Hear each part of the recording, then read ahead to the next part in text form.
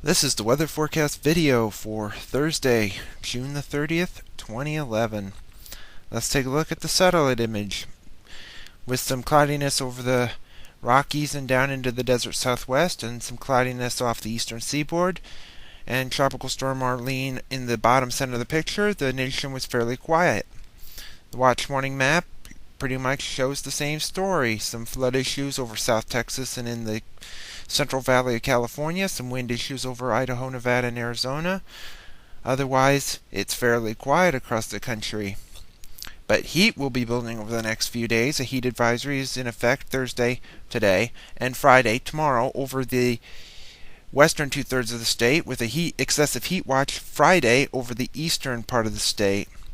Here's the QPF chart, precipitation over the next 5 days through Monday evening or Independence Day at 7 o'clock. You can see amounts range from a tenth to about 3/4 of an inch, and you can see the heavy amounts from Tropical Storm Arlene in the bottom part of the picture. Here's the 0Z GFS Model Run. This is at 1 p.m. today. You can see a trough digging into the Intermountain West, pumping up a huge ridge over the center part of the country. And with that, that brings in southerly winds, that brings in heat, that brings in humidity, and that brings in heat indices over 100 degrees and possibly nearing 110 in western Iowa. Friday, same as Thursday. Temperatures will be in the 90s statewide, heat indices over 100. So it'll be a day to take it easy.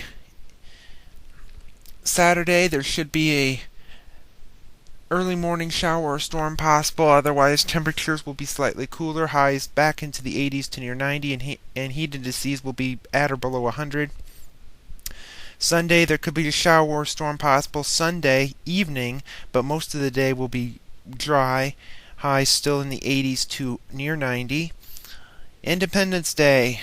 Model wants to bring in some showers and storms across the state. This will likely be during the morning hours, part of a Sunday night through Monday morning event.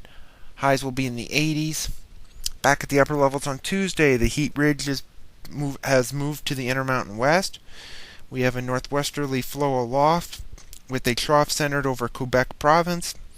With that, we'll be on the highway of mesoscale convective systems, possibly during overnight and early morning hours, with the rest of the day fairly dry. Same story goes for Wednesday, a possible chance of maybe a mesoscale convective complex during the morning hours. Otherwise, most of the day will be fairly dry.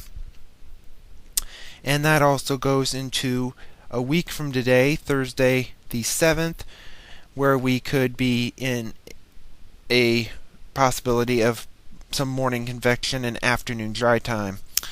We move ahead to Voodoo Country. Here's July the 11th. The 594 heat ridge centered over Colorado and New Mexico as it's building to the east. And with that, that could bring in heat and humidity and haze and temperatures back into the 90s. Heat indices probably well over 100 degrees. Likely, if this holds out, heat advisories will be issued. And at the end of the forecast period on July the 15th, look at the huge ridge over the western half of the country. And that is going to spell some heat, haze, and humidity, and a possibility of possibly a popcorn shower or storm if this holds out in future runs.